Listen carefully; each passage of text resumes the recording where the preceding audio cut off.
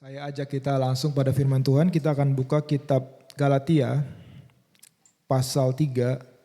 Kita akan baca 5 ayat. Ayat 1, 2, 3, 4, 5. Wait. Sekali lagi kita akan baca kitab Galatia pasal 3 ayat 1 sampai 5. Jemaat Tuhan, saya percaya firman yang simple ini Tuhan akan pakai untuk mengubah cara pikir kita, cara percaya kita untuk menerima lebih lagi dari Tuhan. Saya baca ayat 1, pasal 3, Galatia. Hai orang-orang Galatia yang bodoh, siapakah yang telah mempesona kamu? Bukankah Yesus Kristus yang disalibkan itu telah dilukiskan dengan terang di depanmu?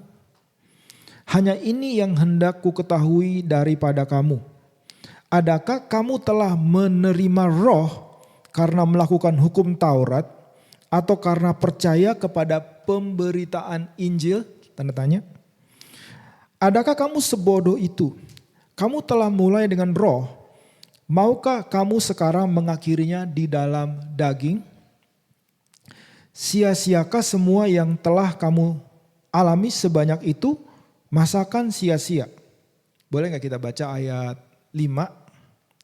Apakah ada di screen? Kita baca sama-sama ya ayat 5. Ayatnya lumayan panjang, kita baca ya dengan suara yang jelas. 1, 2, 3. Jadi bagaimanakah sekarang? Apakah ia yang menganugerahkan roh kepada kamu dengan berlimpah-limpah dan yang melakukan mujizat di antara kamu? Berbuat demikian karena kamu melakukan hukum Taurat atau karena kamu percaya kepada pemberitaan Injil? Ini tanda tanya. Dan jawabannya dari semua pertanyaan ini adalah jelas ya. Nah, saya sudah titip satu gambar saja, satu slide yang saya minta untuk ditampilkan.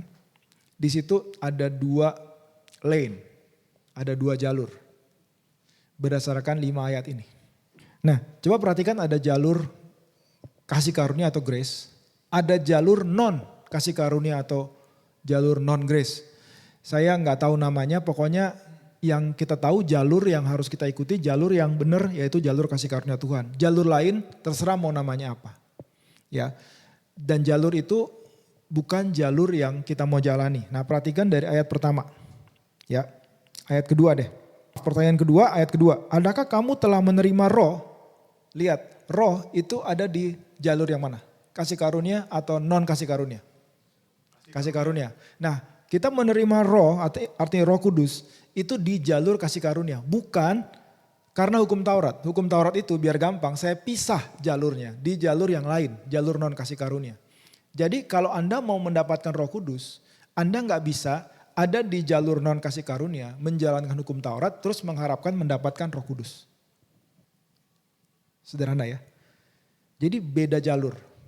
Siapa yang mau mengalami kuasa Roh Kudus? Pasti semua mau. Nah, Anda mau menjalankan hukum Taurat gak bisa dapat Roh Kudus. Saya jelaskan hukum Taurat. Hukum Taurat itu kudus. Hukum Taurat itu dari Tuhan. Hukum Taurat itu diberikan untuk membuat kita sadar bahwa kita tidak mampu tanpa Tuhan. Hukum Taurat itu membangkitkan dosa. Dan hukum Taurat itu juga adalah kekuatannya dari dosa. Mungkin saya sederhanakan lagi. Mungkin pernah dengar satu kata-kata, satu quote, yaitu peraturan dibuat untuk dilanggar. Pernah dengar nggak istilah itu? Ya, semakin kita basisnya itu peraturan, semakin basisnya itu adalah do's and don'ts, boleh nggak boleh, semakin hasilnya itu adalah pelanggaran. Semakin kita mau pendekatan kita terhadap kekristenan itu regulasi, ya, syarat dan ketentuan, SK syarat ketentuan, maka kita pasti akan melanggar. Tidak ada yang pernah berhasil.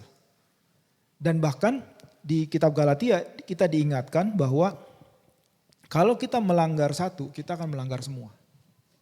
Kita katakanlah ada 600 hukum, bagian dari hukum Taurat. Kita udah jalanin 599, tapi kita gagal satu. Nah, karena gagal satu, kita dianggap gagal semua.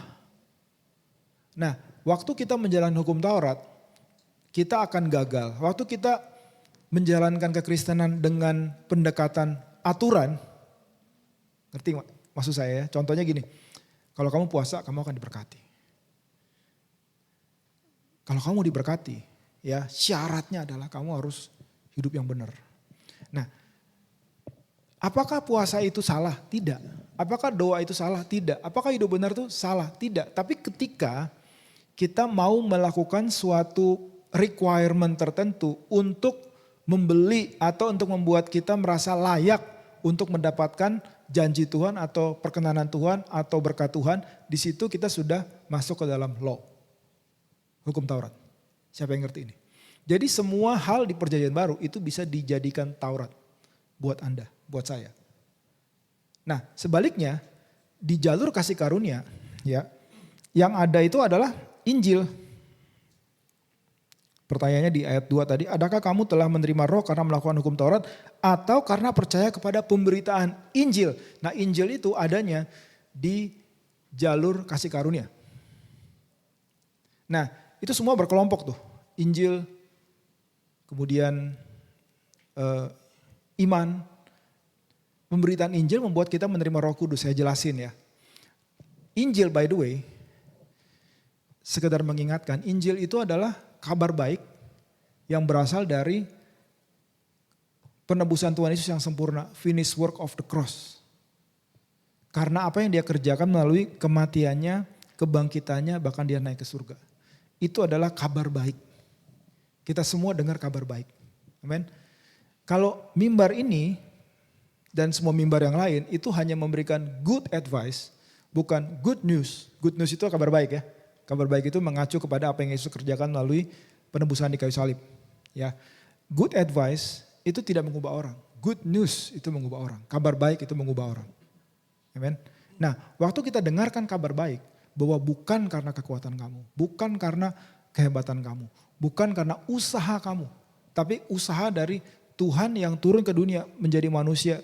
Dia mati di kayu salib, oleh darahnya kita semua menerima keselamatan. Semua orang yang percaya diselamatkan. Semua orang yang percaya menerima kuasa untuk menjadi anak-anaknya. Amin. Semua orang yang percaya melihat bahwa kuasanya itu hebat dalam hidupnya. Kita sudah dilepaskan dari kutuk, kita menerima berkat, kita dibenarkan. Kita bukan orang berdosa lagi. Kita dengar itu. Dan kita dengar lagi. Roma 10 ayat 17. Iman itu datang dari pendengaran dan pendengaran akan firman Kristus. Waktu kita dengar, lihat ya di jalur mana?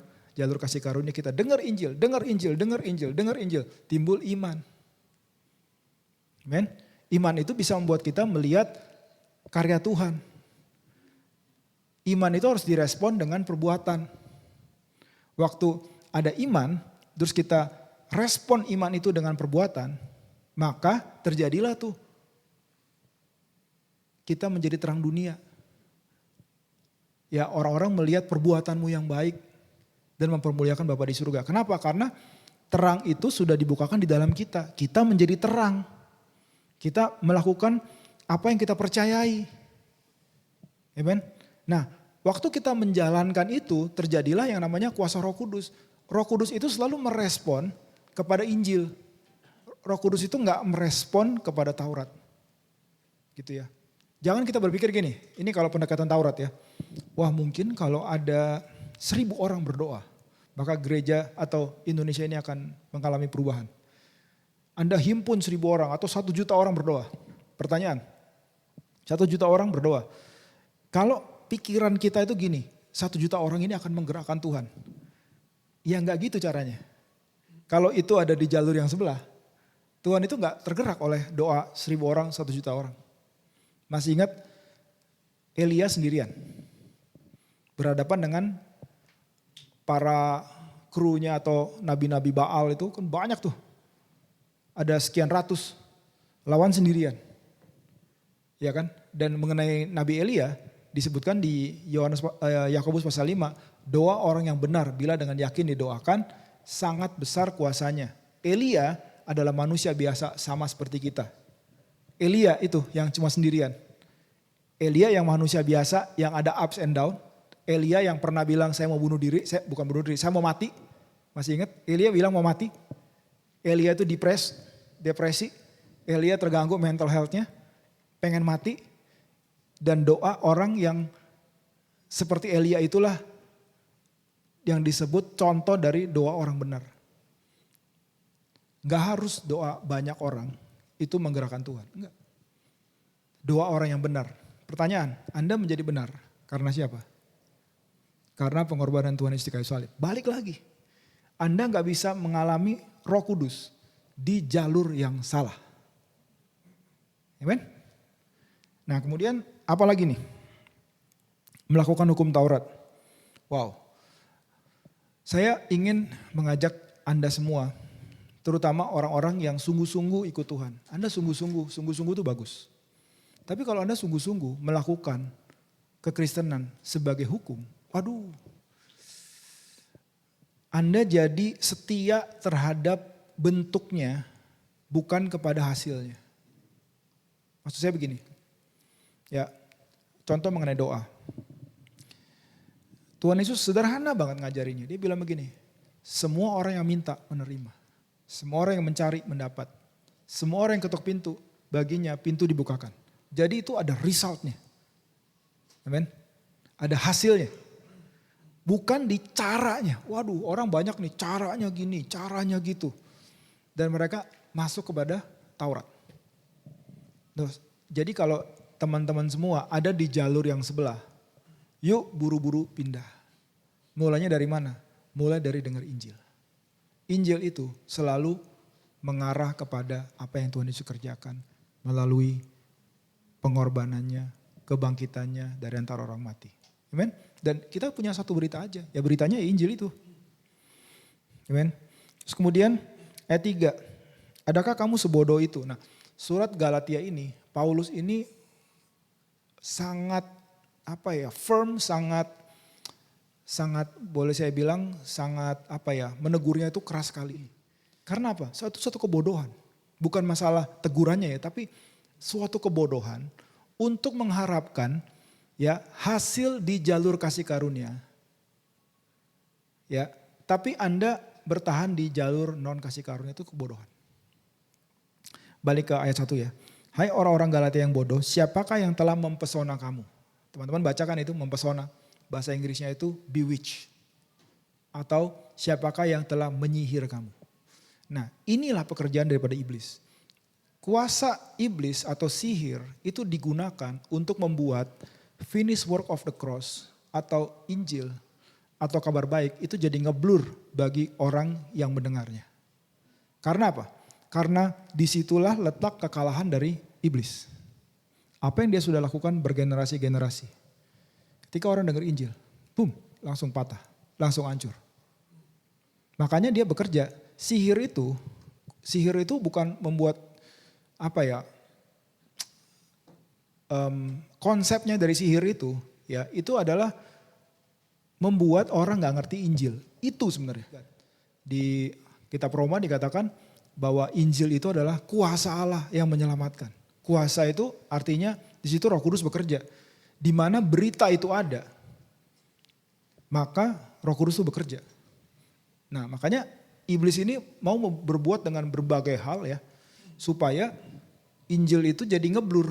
Nah kalau Injilnya ngeblur, padahal di sini dikatakan gini, orang Galatia yang bodoh, siapa yang telah mempesona atau menyihir kamu? Bukankah Yesus Kristus yang disalibkan itu telah dilukiskan dengan terang di depanmu? Jadi Rasul Paulus dan pengkhotbah-pengkhotbah lain di Galatia itu sudah menjelaskan, melukiskan Tuhan Yesus dengan jelas banget. Padahal begitu jelasnya Tuhan Yesus di sana dikhotbahkan, diajarkan, dilukiskan, dibahas. Tapi kok mereka jadi bisa melenceng ya? Nah disitulah iblis itu bekerja dengan sihirnya dia. Ya, jadi harus ada sesuatu yang membuat orang itu terpesona sehingga memalingkan muka atau fokus dari Tuhan Yesus. Amin, teman-teman semua. Nah ini yang kita mau sama-sama menang. Amin. Saya pernah melayani di Sumatera Utara ya. Saya jadi ingat gara-gara video tadi.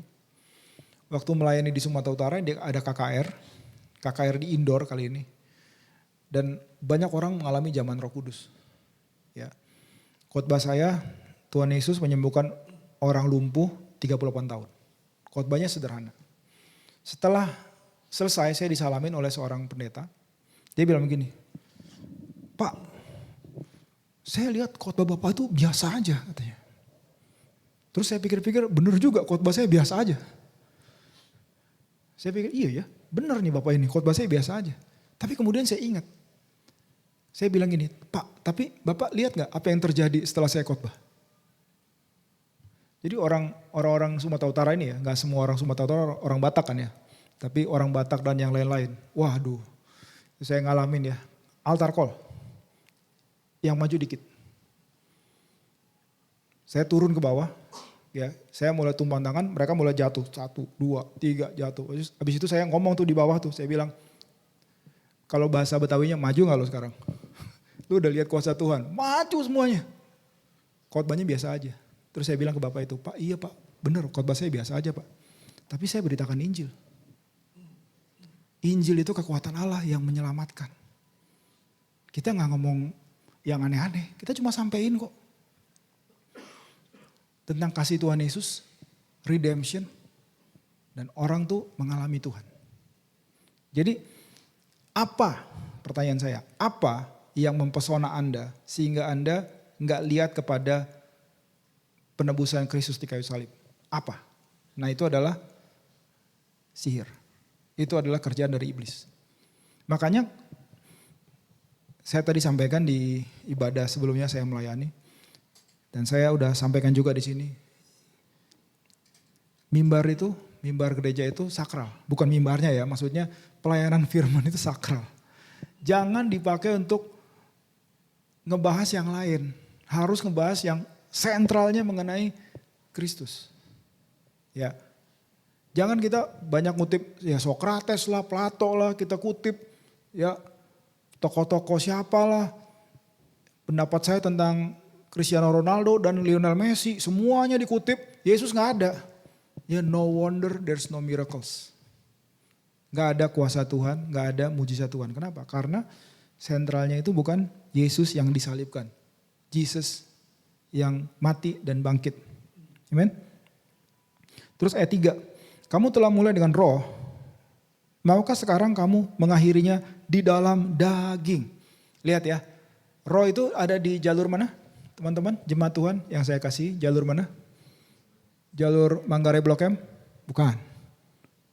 Jalur apa? Kasih karunia. Mulai dengan jalur kasih karunia. Melanjutkannya dengan daging. Jalur sebelah. Lihat gak? Kalau ada gambar ini jadi lebih jelas ya. Jadi pindah jalur Pak, bro, pindah jalur. Dulunya mulai dengan roh, habis itu pindah jalur, jadi jalur daging. Saya nggak anti terhadap manajemen, marketing. Tahukah teman-teman semua bahwa Tuhan Yesus menggunakan manajemen waktu memberi makan 5.000 orang. Sebelum dia melipat gandakan 5 roti 2 ikan. Tuhan Yesus membagi 5.000 orang laki-laki dan juga wanita anak-anak dalam kelompok. Ada 50, 50, 50. Itu manajemen. Itu manajemen. Tuhan Yesus membagi supaya apa? Supaya ada pipeline. Ya. Supaya kalau nanti ada pelipat gandaan gampang memberinya. Jadi bukan ayo siap semuanya dilempar gitu ya. 5 roti, pelipat gandaan, ikan, roti ikan. Enggak gitu. Jadi rapi. Jadi Tuhan Yesus menggunakan manajemen. Tuhan Yesus juga ngerti budgeting kok. Tuhan Yesus kan yang ngomong bahwa barang siapa kamu membangun menara ya. Membangun menara. Enggak, pasti kamu akan hitung dulu anggarannya. Hitung biayanya, itu apa namanya? Budgeting. Tapi ketika kita berpikir, nah ini penting nih. Kita berpikir bahwa marketing, kalau marketingnya kurang maka gereja gak berkembang. Bentar. Gereja itu supernatural enterprise. Ada yang bisa bantu saya gak bahasa Indonesianya? Suatu komunitas yang supernatural, yang ajaib. Yang berkembangnya oleh kuasa Roh Kudus. Marketing itu jadinya tool aja, tapi powernya itu bukan di situ. Powernya ada di mana? Di kuasa Roh Kudus. Dan waktu Anda ada di jalur yang kasih karunia, perusahaan Anda, bisnis Anda juga jadi supernatural enterprise. Serius. Kita nggak usah takut sama politik. Nggak semua politik itu jelek ya, tapi maksudnya ketika orang-orang yang punya konspirasi nggak baik sama Anda. Ingat bahwa di jalur kanan itu ada yang namanya Roh Kudus. Saya kasih satu kesaksian ya. Jadi sekian bulan lalu kami melayani di Bali dan melayani diundang di hotel apa bro? Di Jimbaran.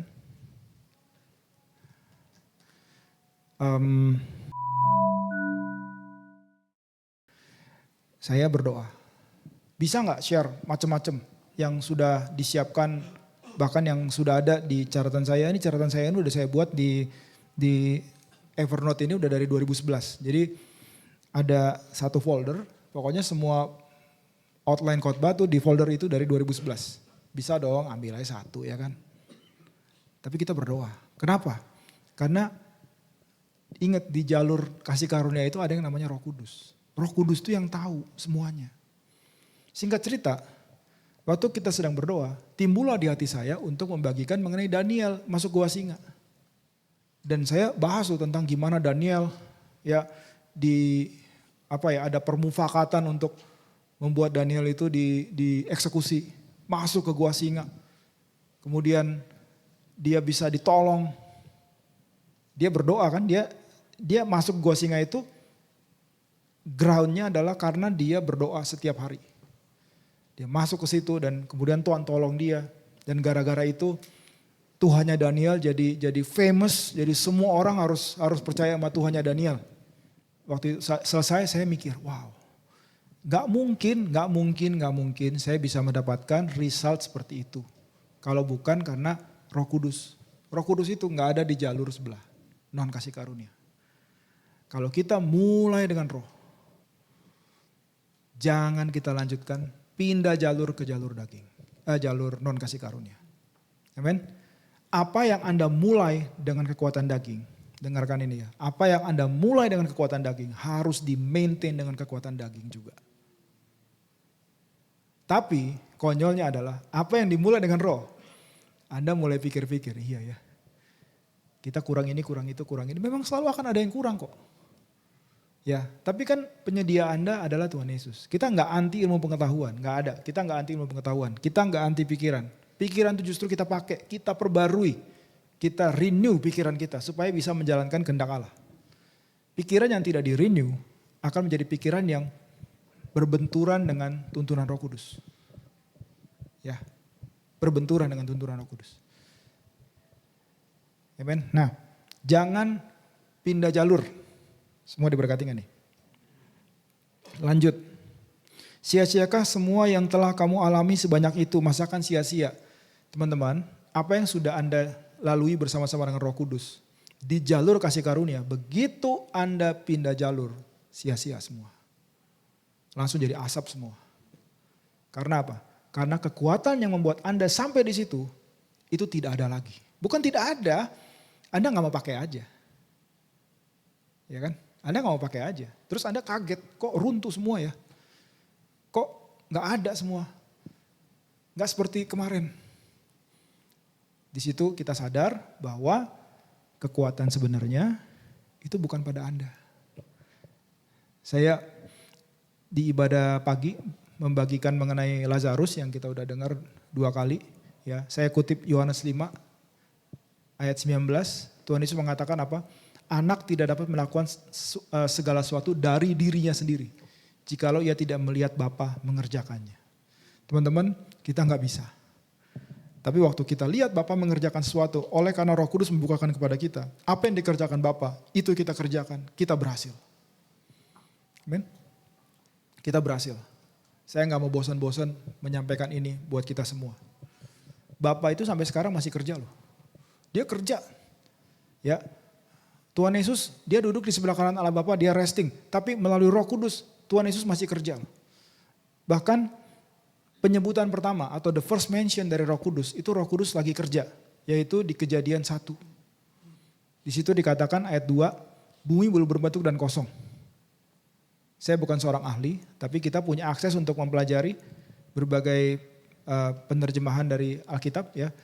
Bahasa Ibraninya itu, saya nggak tahu cara bacanya, tapi tulisannya tohu vebohu.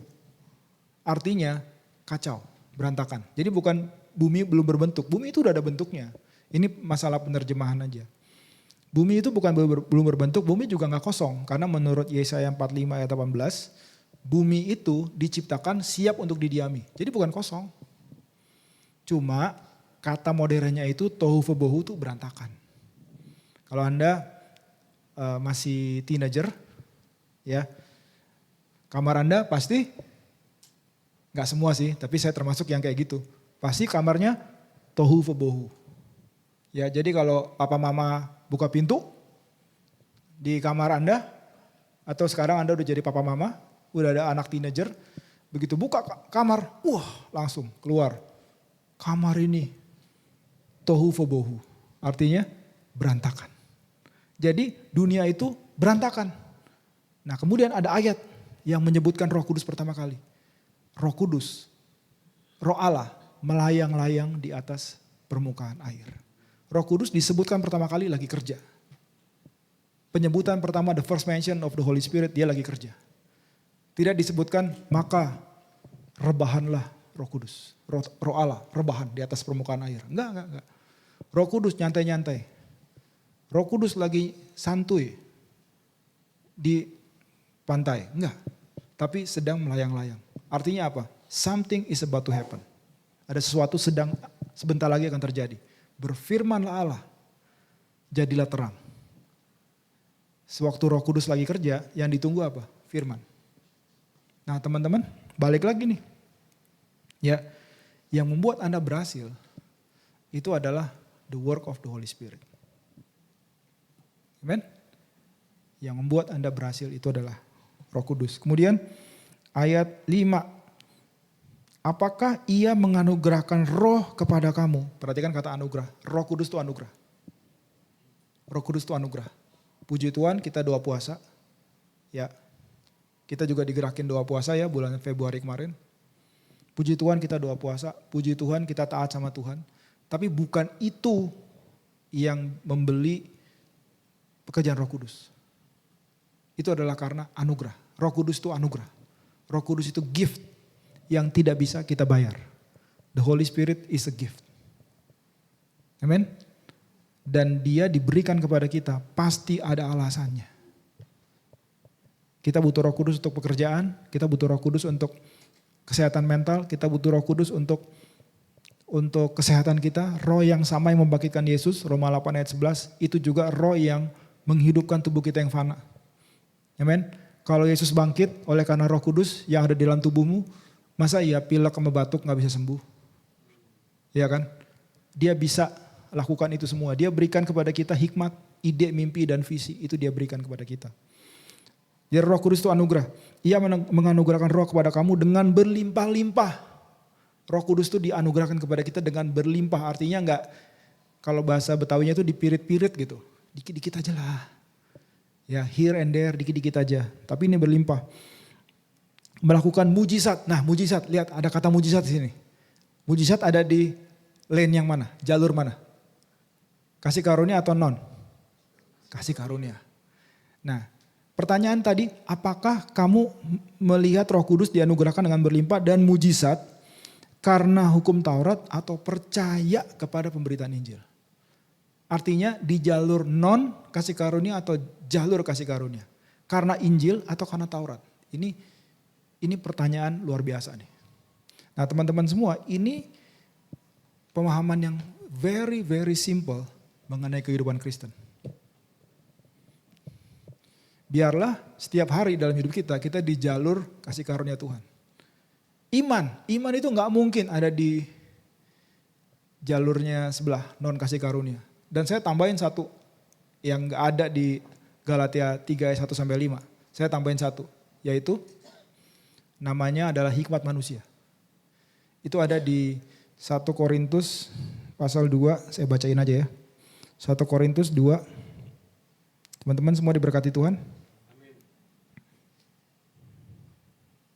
Ayat 4-5, baik perkataanku maupun pemberitaanku tidak kusampaikan dengan kata-kata hikmat yang meyakinkan. Paulus bilang saya kalau khotbah tuh enggak dengan kata-kata hikmat yang meyakinkan. Saya lanjut, tetapi dengan keyakinan akan kekuatan roh. Nah, terjemahan aslinya itu adalah tapi dengan demonstrasi roh dan demonstrasi kuasa roh. Jadi dia kalau khotbah itu pakai demonstrasi guys. No wonder ya banyak orang percaya karena demonstrasi. Terus ayat berikutnya supaya iman kamu jangan bergantung pada hikmat manusia. Tapi pada kekuatan Allah. Tapi pada the power of God. Iman jangan bergantung pada hikmat manusia. Tapi pada kekuatan Allah. Hikmat manusia, kekuatan Allah. Hikmat manusia, power of God. Hikmat manusia ini adalah substitusi yang sebenarnya nggak bisa ya. Tapi manusia mencoba untuk mengganti kuasa Allah dengan hikmat manusia. Hikmat manusia, bukan hikmat Tuhan ya, hikmat manusia. Ada aja hitung-hitungannya gitu loh. Pokoknya kalau ini kita jalanin, hasilnya itu akan Tuhan bekerja. Hikmat manusia. Kita mesti hati-hati sama hikmat manusia. Amin. Hikmat manusia itu tidak membawa kuasa Allah terjadi. Bahkan Anda jadi merasa puas. Tidak mau cari Tuhan lagi. Ya tidak mau bergantung pada Tuhan lagi. Karena apa? Karena ada hikmat manusia. Saya percaya hikmat Tuhan itu penting buat kita. Tapi kalau hikmat itu kita ganti dengan hikmat manusia itu akan bahaya. Saya sering bertanya ya. Saya juga tanya lagi sekarang teman-teman. Apa yang terjadi kalau Anda sudah punya banyak uang? Berapa uang yang banyak itu buat Anda? Ada yang bilang 1 miliar, ada yang bilang 2 miliar, ada yang bilang 500 juta udah termasuk banyak. Ada yang bilang 10, 20 miliar, banyak. Pertanyaan saya, kalau Anda udah punya nih semua uang itu, Anda masih bergantung sama Tuhan gak? Masih cari Tuhan gak? Atau Anda sudah gantikan nih, udah substitusi. Ya gak harus doa. Kenapa? Karena kalau Anda sakit, Anda bisa langsung ke dokter. Saya gak anti dokter ya. Tadi pelayanan pagi yang nge-host saya tuh dokter. Saya gak anti dokter. Dokter tuh dipakai Tuhan loh. Tapi maksud saya kembali kepada yang tadi. Kalau Anda punya semuanya, ya Anda cari Tuhan gak? Anda cari Tuhan gak? Makanya apa yang saat ini kita jalani. Atau kalau Anda belum jalani, yuk kita jalani. Kita cari Tuhan, kita doa. Kenapa? Karena ya obvious ya kita gak punya, makanya kita doa. Ya kan? Bahkan dikatakan di kitab Yakobus 4 ayat 2. You have not because you ask not. Kamu tidak menerima karena kamu gak minta. Ya, jangan konyol. Minta. Karena Bapa kita itu maunya kita minta. Kemudian kita cari. Kita ketuk, jadi ada 3 mode ya. Saya cuma ngingetin aja, ada 3 mode. Bukan mode minta, tapi ada mode cari, ada mode ketuk. Ya, kalau Anda maunya mode minta doang, padahal Tuhan maunya Anda mode cari, Anda gak akan mendapat. Anda cari kerja, jangan minta doang dong. Harus mode cari. Anda mau dapat opportunity itu harus mode satu lagi, namanya ketuk pintu. Bukan mode minta, Tuhan minta. Tuhan bilang masih ada yang satu lagi bro, namanya ketuk. Nah balik lagi. Ya, hikmat manusia membuat kita mensubstitusi kuasa Tuhan. Marilah kita, kalau kita saat ini cari Tuhan, kita punya kebiasaan untuk bersekutu dengan Tuhan. Kita lakukan itu no matter what. Itulah kunci keberhasilan kita. Karena apa? Kita masih ada di jalur kasih karunia. Masih ingat tadi Daniel? Ya, Daniel sudah tahu ada konspirasi, dia mau ditangkap. Udah tahu. Sekarang kalau Anda jadi Daniel, udah tahu Anda mau ditangkap karena Anda berdoa setiap hari. Kalau Anda tahu Anda mau ditangkap gara-gara itu, Anda berhenti berdoa enggak? Jawab sendiri. Kita jangankan ancaman. Kita baru enak di kita ya. Bisa-bisa udahlah gak usah berdoa lah. Tuhan juga tahu, Tuhan baik. Iya kan? Gak usah doa. Bukan karena Taurat ya. Bukan karena Taurat. Ntar kalau saya nggak berdoa ada petir turun dari langit. Ntar gue jadi sakit-sakitan lagi. Karena apa? Karena dikutuk sama Tuhan. Bukan, Tuhan nggak ngutuk. Ya, Tuhan nggak ngutuk. Tapi ini masalah common sense saja. Handphone tiap hari bisa dicas kan? Ya kan? Sama, hati kita juga bisa dicas kalau mau. Ya kan? Jangan sampai, Anda sebel gak sih? Anda lagi ada meeting penting, janjian penting, tiba-tiba udah lowbat, handphone mati. Ya kan? Anda juga gitu, lagi tiba-tiba ada pencobaan datang, ada masalah yang Anda perlu hatinya kuat, Anda, lowbat. Karena apa? Gak dicas 3 hari. Gak mengucap syukur, gak ngerenungin firman Tuhan, gak worship. Ya, kapan terakhir bersekutu dengan orang-orang seiman? Udah lama bro, sis. Ya yang penting kan Tuhan tahu. Memang Tuhan tahu. Tuhan tahu.